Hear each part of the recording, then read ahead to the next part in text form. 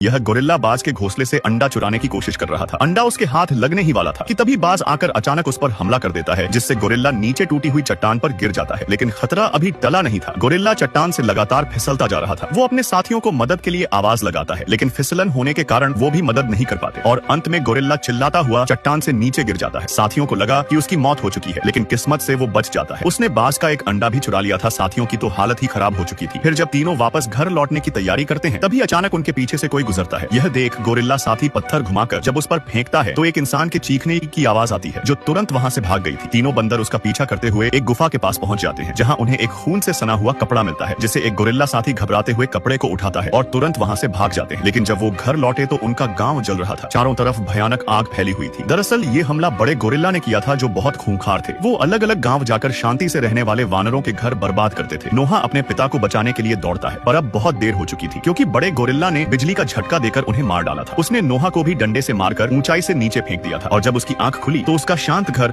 अब खंडहर बन चुका था। उसकी माँ और उसके परिवार वालों का कुछ अता पता नहीं था। फिर अपने पिता की मृत्यु लाश को देखकर नोहा का दिल रोने लगता है, लेकिन मुखिया का बेटा होने के नाते उसका फर्ज बनता है कि वो अपने साथियों को बचाए। इसलिए अपने पिता को दफनाने के बाद अकेले ही घोड़े पर सवार होकर गुफा में चला जाता है। आधे रास्ते में उसकी मुलाकात एक लड़की से होती है, जो उन बड़े गोरिल्लों से बचकर भाग रही थी। धरती पर अब वानरों का राज था और इंसानों की आबादी भी बहुत ही कम बची थी, लेकिन लड़की अब नोहा की मदद करने का फैसला कर लेती है। वो दुश्मन गोरिल्लों की कैद से शांत वानरों को छुड़ाने के लिए मिशन में शामिल हो गई थी। फिर जल्दी तीनों दुश्मन के घर की ओर पहुंचने के लिए लकड़ी के पुल पर पहुंच जाते हैं, लेकिन पुल के नीचे पहले से ही बड़े गोरिल्ला घात लगाकर छिपे हुए थे और जब यह तीनों पुल पर चलकर आगे बढ़ते हैं, तभी पीछे से आकर गोरिल्ला ने तीनों को बंदी बना लिया था, जिसके बाद उन्हें वानरों के बेस पर लाया जाता है, जहाँ उसकी मुलाकात माँ और दोस्तों से होती है। किस्मत से उसका परिवार जिंदा था, लेकिन यहाँ उन्हें बिल्कुल भी आजादी नहीं मिलती थी। उन्हें बस ईमानदार गुलाम बनकर रहना पड़ रहा था। सबको इस कबीले के दुष्ट सरदार का आदेश मानना पड़ता है। सरदार चाहता था कि वो इंसानों के बंकर को खोलने में सब उसका साथ दे, क्योंकि बंकर के अंदर इंसानों के हथियार थे। सरदार उन हथियारों की मदद से धरती पर बचे कुचे इंसानों को भी मारकर राजा बनना चाहता था, लेकिन बंकर का दरवाजा बहुत ही ज्यादा मजबूत था। इसलिए सरदार को लड़की की जरूरत थी, ताकि वो बंकर के दरवाजे को खोल सके, क्योंकि वो उसके अंदर जाने का दूसरा रास्ता जानती थी। सरदार नोहा को मजबूर करता है कि वो लड़की को मना ले, वरना वो उसके परिवार को मार डालेगा। जिसके बाद नोहा लड़की के साथ मिलकर बंकर के अंदर घुस जाता है। वो इन हथियारों की मदद से सरदार को मारना चाहते थे, लेकिन जैसे ही उन्होंने दरवाजा खोला, तभी सरदार उनके सामने आ जाता है। यह देख लड़की तुरंत भागकर बम के फ्यूज को जला देती है, जिससे धमाके पुल उड़ जाता है। लड़की ने पहले से ही सारी योजना बना रखी थी। पुल के टूटते ही समंदर का सारा पानी बंकर के अंदर भर जाता है और नोहा अपने लोगों को लेकर ऊंचे स्थान पर आ गया था। लेकिन तभी अचानक सरदार आकर उस पर हमला कर देता है। अपनी परिवार की रक्षा के लिए नोहा सरदार से लड़ता है और उसे चट्टान से नीचे गिरा देता है, जिससे वो मारा जा चुका था। जिसके बाद वानरों और इंसानों के बीच वर्षों से चली आ रही लड़ाई अब खत्म हो चुकी थी। दोनों मिलकर अब शांति से रहने लगे थे।